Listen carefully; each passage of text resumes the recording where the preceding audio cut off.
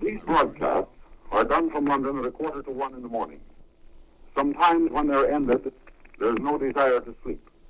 Only the urge to go out and walk familiar streets at a time when the night is left to darkness and to me. Wandering around the streets of this city in the early hours of the morning is sometimes exciting. There may be fires, gunfire, and bombs. One may see in the light of flares carefully hidden under canvas human beings looking like broken, cast-away, dust-covered dolls being lifted with careful hands out of a tunnel driven through to the basement of a bombed house.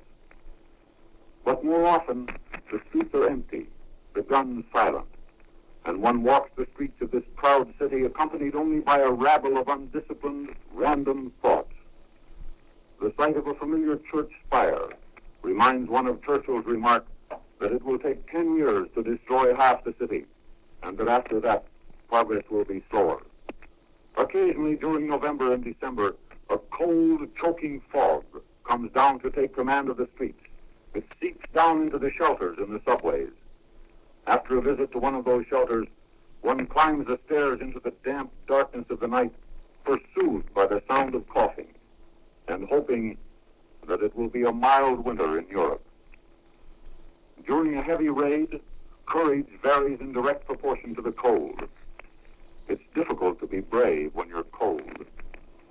Sometimes looking in at a fashionable hotel with its bright lights, music, and champagne, and the empty, unfeeling faces of the dancers on the floor, we're reminded again of the Prime Minister's phrase, grim and gay.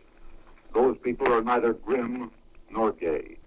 One must go to the subways and see men playing poker for a tuppenny limit, women brewing tea, or cab drivers talking on the rank to understand that phrase. There is time, too, to think of British courtesy as well as courage. The good-humored courtesy of taxi drivers and bus conductors, of people who still thank you for asking them to do you a favor, even when it's hard to hear their thanks above the roar of the guns. One night during a terrific barrage, I saw a little man wearing a tin hat running down the middle of the street. He tripped over a rope stretched across the street to prevent traffic from passing an unexploded bomb. His tin hat rolled into the gutter. He retrieved it and said to no one at all, he was quite alone in the street, "Sorry, so sorry," and then he went on his way. Those of us who've been trying to report this war have said too much about courage and too little about courtesy. People who remember to be courteous are not greatly afraid. Walking from Regent's Park to the embankment, there is time to think of the frequent comments overheard during the day. Londoners saying they wish it had been London instead of Liverpool or Southampton that was bombed last night. They know the value of their ports, but it's interesting that they would rather have had the bombs aimed at them than at more vital points. In the early hours of the morning, sometimes between 5 and 7, the high, steady note of the all-clear cuts through the cold, frosty air of London. Hundreds of thousands of humans come oozing up from underground, many of them stiff and tired from a night in the shelters. The ducks in Green Park set up their questioning quacking, and the pigeons come back from some mysterious place to Trafalgar Square. Buckets of boiling water are poured into the muzzles of hard-worked guns as they're swabbed out and prepared for another night's work.